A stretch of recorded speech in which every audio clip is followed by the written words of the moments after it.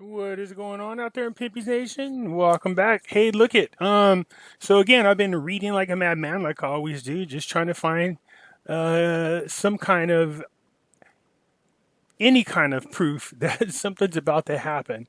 And I think there's some things that are really lining up. Okay, so I think it's time to set Iraq free. All right, let's talk about this a little bit. Okay, first things first. I got in kind of a dispute with somebody who keeps telling me that the IMF controls the rate of the Iraqi dinar. They don't control the rate. They make recommendations on monetary policies, and they are. Well, let me rephrase this because I think I don't want to word it wrong. The IMF works with works with the World Trade Organization and works with the United Nations. United Nations is the one that has the sanctions on Iraq right now, and people are going, no, they don't. Yes, they do. I just showed you an article about 2 or 3 days ago, in which the minister was asking the United Nations to lift sanctions off them so that they can do what they need to do and raise their rate and start doing business internationally. So the IMF where the IMF and the World Trade Organization come into play is when the government of Iraq agrees to allow the IMF and World Trade Organizations to set the policies that they will implement to make sure that they keep inflation low. And by doing so, they allow them to get loans from the standby agreement. Street standby agreement loans is what it is. Okay, so really the people keeping the currency from going up. The bank sets the rate. Okay, the Central Bank of Iraq, they'll set the rate under the guidance of the IMF and the World Trade Organization is what it is. But it does no good for the rate change to happen if the United Nations doesn't allow them to be recognized internationally. Okay, so if you go through here, and I'll leave a link for this for everybody to go through. If you come right here, it says the IMF can exercise firm surveillance, but it cannot compel a country to change its exchange rate, nor can it order commercial foreign exchange dealers to change their price at which they trade currencies. It can offer economical advice and discuss how changes in countries' exchange rates might be in their own interest. It can also provide a forum such as a new multilateral consultation mechanism or discussion on the IMF executive board, where other countries can urge a country to change its exchange rate procedures. However, in the end, the authority to make the change resides in the country alone. Okay, so but again, they're under sanctions. The United Nations has them under sanctions. The CBI is independent. They control the rate, but they are under the thumb of the IMF and the World Trade Organization. Yes. Okay, but once the CBI makes the rate change, all right, the currency must be recognized internationally. Okay? Trust me, by now, if the government of Iraq had their way, the rate would have been set exactly at $3.20. They have been bugging for years to have their rate reinstated, not value. I've seen tons of notes. We've seen articles out there where the government is arguing with the Central Bank of Iraq, along with the IMF, that they want the 322 rate is what it is. So let's hope they get their way. Okay. Anyways, having said that, a quick reminder: if you haven't already, join Pimpy's Investment Chat on Facebook. I'll leave a link in the description. In here is all kinds of news you'll find on the Iraqi dinar, the Vietnam dong, cryptocurrencies, along with gold and silver. And many of you have been asking me about where to go buy cryptocurrencies. In the description is a link to where you can go buy cryptocurrencies. If you use the link, they give you $10 free. I'll take $10 free, especially right now with what's going on. Okay, just to continue where I left off in my video yesterday, this is interesting. So central banks make coordinated move to enhance swap lines, okay? So this is kind of interesting. The Federal Reserve, along with central banks in Europe, Japan, the UK, Canada, Switzerland, announced a coordinated action Friday to beef up dollar liquidity lines, or swap lines, in another move designed to keep dollar liquidity ample around the world. ample. So let me get this straight. We had already been moving into a worldwide recession, but now they want to somehow keep the dollar liquidity ample. This goes right back to what I was talking about. What the hell was Iraq doing? Generating 51 trillion dinars with only 5% of it in country and less than 9% of the Iraqi people having bank accounts. That just seems like overkill. I still believe that Iraq plays a huge role in what's going on. Now, after reading some other articles about when countries, instead of using a military strike, they use a coordinated effort to take down the value of other countries' dollars. For those of you who don't know, even though the tariff war, okay, let me just rewind a little bit. China 2025 was this goal that China had to dominate the world economically, by trade, and by military power. They had this plan and they were full steam ahead in getting there. There were a lot of companies within our own country selling out us in order to be able to market to the billions of people in China. The NBA is a perfect example of that. They're sellouts. All right. You know what happens when that GM from one of the basketball organizations tweeted his support for what was going on in Hong Kong, and then all the NBA players jumped all over him, especially LeBron James, saying that this guy should keep his mouth shut if he doesn't know what's going on, because Nike is a big seller in China. All right, and LeBron James, of course, has a $1 billion contract, for some of you don't know that he does, with Nike. So that's kind of messing with the man's money, if you get my drift, because a lot of the shoes are, there's a huge market there. But it's not just there. They also, China does, hold shares in a ton of companies over here in America. And let me show you something, how dangerous it is that we've allowed any countries to have this much ownership of our land here in the United States, as well as stocks. Okay? So let's say China decides it wants to own the majority shares of Google. And we all know that Google keeps track of all of our business. Our text messages, everything is done. Google keeps track of all of it. Where you are, Google Maps, everything. So if China holds a majority of the stock, what's to keep them from demanding information from them about where Americans are, what they do, who they're with? Let me see all their emails. Let me see all their private messages. Do you see how that's a real national security issue? So, no, this is why other countries won't allow you to own too much land, or for the most part, too much control of the countries. This is why China, when you go in there, they control the countries. They want to see what you're doing. They want to grab and also they moved about 25 years ahead by grabbing our,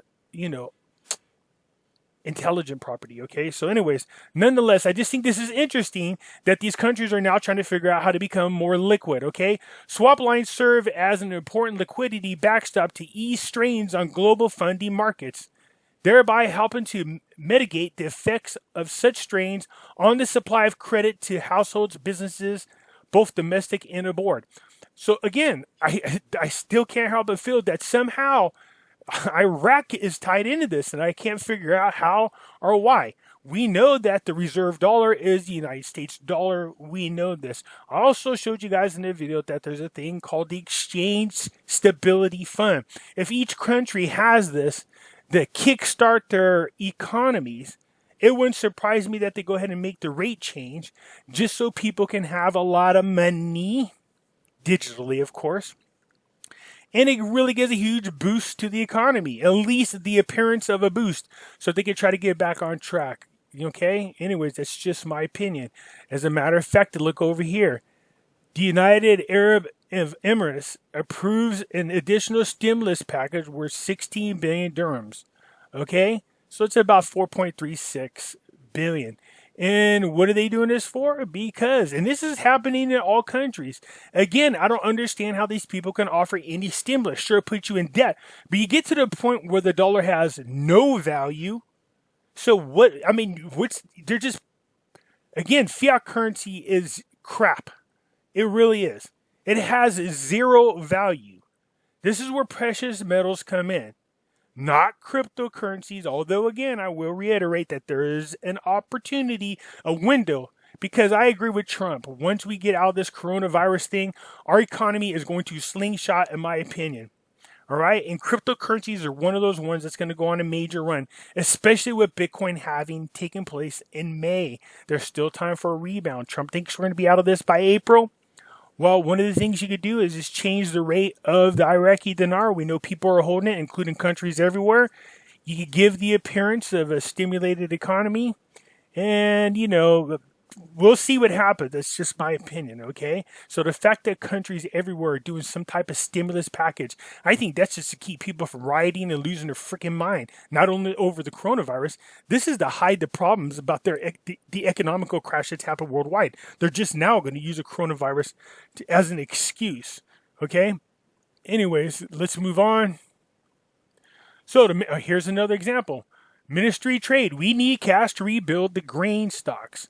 So on Sunday, the Ministry of Commerce said it needs more money from the budget to form a strategic reserve of wheat and rice for 3 months as the country faces the growing problems of the coronavirus. All right? Look, down here, Iraq depends on OPEC members' oil reserves and 95% of its income. We talked about this. I'm not going to kick a dead horse. I've said this many times. This is a problem for Iraq. They're so reliant on oil. And I said this before the coronavirus came out. If any major event came along and affected the value or the cost per barrel, and it should go down, it was going to destroy this economy. Again, this ties into what I think is going to happen. And that is one of the ways to stimulate their economy is to give their people more purchasing power. All right. Also, to bring in outside investors to start helping rebuild, employ people, and get things rocking and rolling. Okay, that's just my opinion again. I'm not a financial advisor. I'm not a financial expert. I just take educated guesses based on what I read here. Okay, over here, America. Now, this is if this is real, this might be great. We know that Iraq can't get their crap together. They can't form a government to save their ass. Seriously, we know that they were close in 2019, and one problem after another. They've just been going through one type of prime minister to another type of prime minister. It doesn't seem to end, and this is affecting the Iraqi people. We know that Iraq is going to be the mecca of the trade world once their infrastructures rebuild. As a matter of fact, we know that Trump has Saudi Arabia working with Iraq to rebuild the largest harbor there between Iraq and Saudi Arabia. Okay, so there's a reason for that. This is also a reason why China invited Iraq to be part of their One Belt initiative. Okay, there's a reason for that. So now look at what's happening. So over in Kuwait. They're saying that they believe, or they've been told, that the Americans are getting ready to just go ahead and cause a coup against the government of Iraq. They can't wait any longer for them to get their crap together. And they can't be sure that they're going to get an American-friendly government in there. So they're just going to go ahead themselves and put the government in that they want. All right. So I'll leave the links to all these articles that I'm talking about.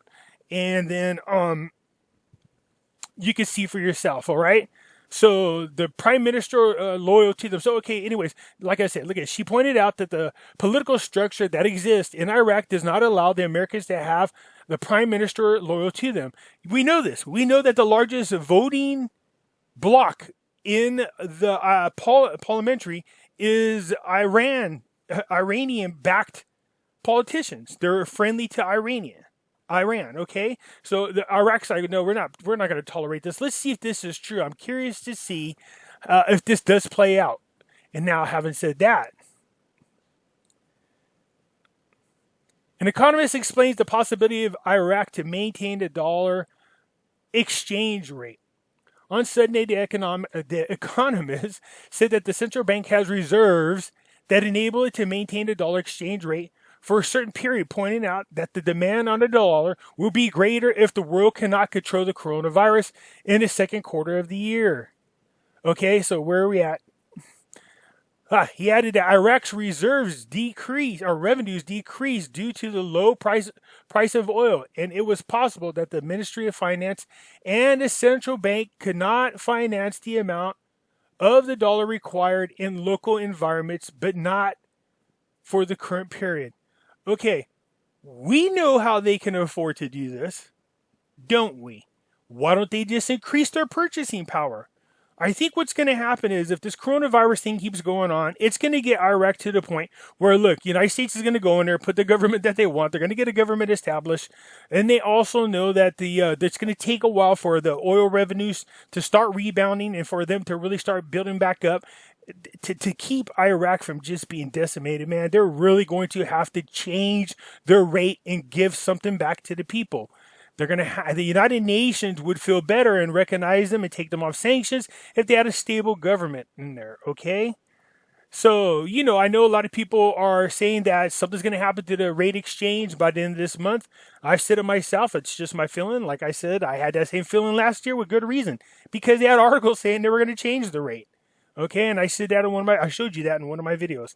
I still think something's going to happen. It might not happen in the end of March, at the end of March, but it's going to happen soon, very soon. I think once this coronavirus starts to subside a little bit, you're going to see some very, very, very quick actions, a lot of movement in Iraq. I really think they cannot continue to exist this way without a rate change.